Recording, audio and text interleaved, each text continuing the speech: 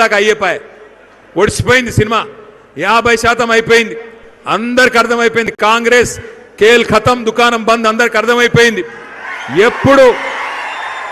ఎప్పుడు ఎలక్షన్ వస్తదా ఎప్పుడు క్యాలెండర్ మారుతదా ఎప్పుడు మళ్ళీ కేసీఆర్ వస్తాడా ఇది తెలంగాణలోని ప్రతి బిడ్డ ఇయాల ఆలోచన చేస్తా ఉన్నది మీరు ఒక్కటే యాద్ చేసుకోండి ఇక్కడికి వచ్చిన మా అన్నలు తమ్ముళ్ళు ఒక్కటి గుర్తు తెచ్చుకోండి కేసీఆర్ ఉన్నప్పుడు ఇటువంటి యూరియా సమస్య ఉండేనా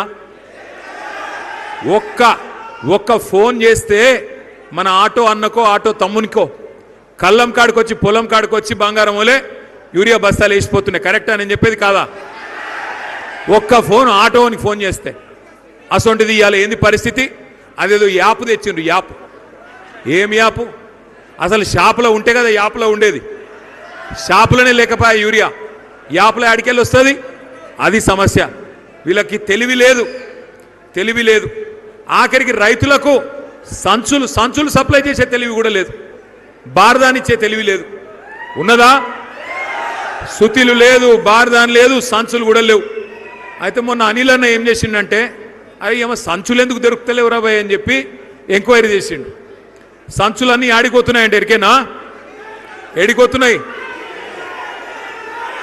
ఢిల్లీకి పోతున్నాయి నిండా పైసలు నింపి దోసుకున్న సొమ్మంతా ఢిల్లీకి పోతున్నాయి పైసలు రైతులకి ఏనికి పైసలు లేవు రైతు బంధు 3 సార్లు ఎగ్గొట్టిండు ఇప్పటికి సిగ్గులేని రేవంత్ రెడ్డి ఒకసారి కాదు 2 సార్లు కాదు 3 సార్లు ఎగ్గొట్టిండు ఏం చెప్పిండు ఎలక్షన్లకు ముందు ఏం చెప్పిండు అప్పుడు కేసీఆర్ సార్ అన్నాడు ఈ కాంగ్రెస్ వాళ్ళు అధికారంలోకి వస్తే రైతు బంధుకు రామ్ అయిపోతుంది రైతు బంధు ఉండదు యాది పెట్టుకోండి మోసపోతే గోసపడతారు అని చెప్పిండు అప్పుడు రేవంత్ రెడ్డి ఏమన్నాడు ఎరికేనా రేవంత్ రెడ్డి ఏమన్నాడు కేసీఆర్ అంటున్నాడు మేము అధికారంలోకి వస్తే రైతు బంధు బంద్ అవుతుంది అంటున్నాడు మేమేమన్నా దివానగాళ్ళమా మాకేమన్నా దిమాగ్ లేదా మేమేమన్నా పిచ్చోళ్ళమా అని మాట్లాడిండు ఇవాళ నేను అడుగుతున్నా రేవంత్ రెడ్డి 3 సార్లు రైతు బంధు ఎగ్గొట్టిన ఏమనాలే హౌలా అనాలనా దివానా అనాలనా దిమాగ్ లేనోడనాలనా ఏమనాలి చెప్పు ఏం చేస్తావు ఎక్కువ పెడతావు ఇంకో కేసు పెడతావు పెట్టు అంతే కదా పెట్టేది కేసులు పెట్టుడు తప్ప ఆయనకి ఏమైనా ఎరికేనా ఏమైనా వచ్చా కేసులు పెట్టుడు బూతులు మాట్లాడు తప్ప 2.5 ఏళ్ళు పీకింది ఏమైనా ఉందా ఏమీ లేదు గట్టిగా అడిగినావు అనుకో ఏమైనా రేవంత్ రెడ్డి మా ఆడపిల్లలకు 2500 ఇస్తాను కదా ఏమాయంటే నీ లాగుల తోండలిడిచి పెడతా ఏమైనా రేవంత్ రెడ్డి రైతు బంధు ఎప్పుడు ఇస్తావంటే నీ గుట్లు వీకి గోటీలు ఆడతా ఏమైనా మరి మా పిల్లగాళ్ళు ఎదురు చూస్తాను 2 లక్షల ఉద్యోగాలు ఎప్పుడు ఇస్తావా అంటే నీ పేగులు తీసుకొని మెడలేసుకుంటా పేగులు మెడలేసుకునేది నాకు అర్థం కాదు నువ్వు బోటి కొట్టేటోనువా బోటి కొట్టేటోడు అయితే పేగులో మెడలేసుకుంటావు నువ్వు ఏమిటిది ముఖ్యమంత్రి తిరిగి మాట్లాడాలి సిగ్గులేని మాటలు ఒకటి యాద్ చేసుకోండి ఇవాళ రేవంత్ రెడ్డి తీసుకున్న నిర్ణయం మొత్తం రైతాంగానికి ఒక శాపం ఇక్కడి నుంచి కొనడట ఆయన గింజలు కొనడట వడ్లు కొనడట మీరు వండించే జొన్నలు కొనడట శనిగలు కొనడట మోడీ ఎంత కొనమంటే గంతే కొంటాడట మీదికెళ్ళి కొనడట అంటే నువ్వు ఎకరానికి 40 క్వింటాలు వడ్లు వండించినా ఒకవేళ మోడీ గారు రేపటి రోజున కోటా 10 క్వింటాలే అంటే 10 కొంటాడట మిగతా 30 నువ్వు బయట అమ్ముకోవాలి ఇవాళ నిన్న తీసుకున్న నిర్ణయం అది మరి ఊకుందామా మరలబడదామా నేను ఇప్పుడు పున్న గ్రామంలో కూడా చెప్పినా మీకు కూడా చెప్తున్నా రైతులను చూస్తున్నా నేను కొనుగోలు కేంద్రాలలో కాళ్ళు పట్టుకుంటూ పోయి ఆఫీసర్లే అయ్యా కొనండి అయ్యా అని కాళ్ళు పట్టుకున్నాడు కాదు కాలర్ పట్టుకోండి కాంగ్రెస్ వల్ల గల్లా పట్టుకుని అడగండి ఎక్కడ పోయింది నువ్వు చెప్పిన బోనస్ ఎక్కడ పోయింది అని అడగండి నువ్వు చెప్పిన కొనుగోలు కేంద్రాలు ఎక్కడ పోయినాయి అని అడగండి నీ వల్ల నీ ప్రభుత్వ అసమర్థత వల్ల రైతులు ఆత్మహత్య చేసుకునే పరిస్థితి ఎందుకు వచ్చిందని అడగండి వదిలిపెట్టం రేవంత్ రెడ్డిని నువ్వే కదా 15 రోజుల కింద చెప్పినావు చివరి గింజ దాకా కొంటా అన్నావు ఇవాళ ఏమైంది మరి చివరి గింజ దాకా కొంటా మోడీ మెడలు వంచుతా నేను మోడీని ఇది చేస్తా అది చేస్తాను తొడలు కొడుతీవి ఇవాళ ఏమైంది అని అడుగుతున్నా కాంగ్రెస్ కు 8 మంది ఎంపీలు ఉన్నారు మీ ఆదిలాబాద్ లో కూడా బీజేపీ ఎంపీ ఉన్నాడు 16 మంది ఎంపీలను నేను అంటా ఉన్నా కాంగ్రెస్ ప్రభుత్వానికి రాష్ట్రంలో ఎంత బాధ్యత ఉందో 16 మంది ఎంపీలు మీకు కూడా అంతే బాధ్యత ఉంది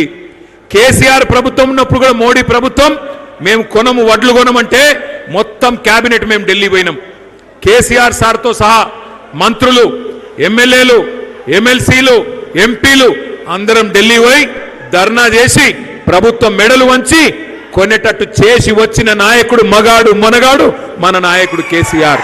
ఇవాళ ఉన్న ఎంపీలు 8 మంది కాంగ్రెస్ వాళ్ళు, 8 మంది బీజేపీ వాళ్ళు. మీకు కూడా జిమ్మేదారు ఉన్నది. రేవంత్ రెడ్డి తప్పించుకుంటా అంటే ఆయనని ఇడిచిపెట్టాం, ఎంపీలను కూడా ఇడిచిపెట్టాం. మీరు గెలిపించింది ఆదిలాబాద్ ప్రజలు. బీజేపీ ఎంపీని ఇక్కడ తప్పకుండా నిలదీయాలి, అడగాలి. ఏమయ్యా కొనడట మోడీ, ఎందుకు కొన్నాడు రేవంత్ రెడ్డి వడ్లు, ఎందుకు కొన్నాడు జొన్నలు, ఎందుకు కొన్నాడు కందులు, ఎందుకు కొన్నాడు సోయా? కేసీఆర్ ఉన్నప్పుడు కొన్నాడు ఎట్లా, ఇప్పుడు కొన్నాడు ఎట్లా అని గట్టిగా నిలదీయాల్సిన బాధ్యత మన మీదనే ఉన్నది. నేను ముగించే ముందు మీ తరపున చెప్పేది ఒకటే, ఇది రైతు బంధు ప్రభుత్వం పోయింది, ఒక రాబంధు ప్రభుత్వం వచ్చింది. ఈ రాబంధు కాంగ్రెస్ ప్రభుత్వం వచ్చింది. కాంగ్రెస్ అనేది కరోనా కంటే డేంజరు, ఇది ఊర్లలో చెప్పాలి. కరోనా అప్పుడు కూడా కేసీఆర్ గింజలు కొన్నాడు, వడ్లు కొన్నాడు, అన్ని కొన్నాడు. కానీ ఇలా కరోనా కంటే డేంజర్ కాంగ్రెస్ కాబట్టే వాళ్ళు కొంటలేరు. రైతును సంపే ప్రభుత్వం వచ్చింది. అందుకే నేను అనేది మిమ్మల్ని ఒకటే, రైతును రాజు చేసే కేసీఆర్ నాయకత్వం మళ్ళా రావాలంటే మనం గట్టిగా నిలబడాలి. మీకు ఒక చిన్న ముచ్చట చెప్పిపోయేందుకే నేను ఇక్కడ దాకా వచ్చిన. ఈ నెల 25వ తారీఖు నుంచి మరి ఎస్ఐఆర్ అనే కార్యక్రమం కూడా చాలు అవుతున్నది. ఎస్ఐఆర్ అనే కార్యక్రమం చాలు అవుతుంది. జర గడబడి చేయకురు ప్లీజ్. ఒక్కసారి నేను మీకు చూపెట్టే ప్రయత్నం చేస్తా. ఏమిటిది ఎస్ఐఆర్ అంటే? ఏమిటిది ఎస్ఐఆర్ అంటే? ఇంట్లో పెద్ద అయోమయం అయ్యేది ఏం లేదు, గడబడయ్యేది ఏం లేదు. ఎస్ఐఆర్ అంటే స్పెషల్ ఇంటెన్సివ్ రివిజన్. అంటే ఏమిటిది? ఓటర్ లిస్టును జల్లెడబట్టే కార్యక్రమం. వాళ్ళన కొత్తోళ్ళు 18 ఏళ్ళు నిండిన వాళ్ళు ఉంటే వాళ్ళ పేరు రాపియాల, చచ్చిపోయిన వాళ్ళు ఉంటే వాళ్ళ పేరు తీసేపియాల. ఎవరికైనా డబల్ ట్రిపుల్ ఓట్లుంటే ఒకటే ఓటు ఉండేటట్టు చూసుకోవాలి, గంతే. ఇప్పుడు ఉదాహరణకు మీ ఇంట్లో కొత్త కోడలు వచ్చిందనుకో, ఆ అమ్మాయి పేరు ఇక్కడ రాపియాలి, వాళ్ళ ఇంట్లో కొట్టేపియాలి. అట్లాగే మీ దగ్గర ఎవరైనా సుట్ట పిల్లగాడు వచ్చినాకో, సుట్టపూల పిల్లగాడు మీ దగ్గర చదువుకున్న తందుకు వచ్చిండు, ఇక్కడనే ఓటు రాయించాలి, వాళ్ళ ఇంటికాడ తీసేపియాలి. మీకు 4 ముక్కలు నేను ఎస్ఐఆర్ గురించి చెప్పాలని చెప్పి ఈ స్క్రీన్ కూడా పెట్టినాం. జర ఒక్కసారి అందరు ఇక్కడ చూడాలని చెప్పి కూడా మీకు నా ప్రార్థన. ఇది వినబడుతుందా? ఒక్కసారి అందరు కూడా దయచేసి ఇక్కడ చూడాలి. SIR next slide. ఎస్ఐఆర్లా ఏం చేస్తారు అంటే, కుసోరా భయ్, కుసో ఒక్కరిని నాకు ఇంతమంది ఎందుకు డిస్టర్బ్ చేసిన? కుసో.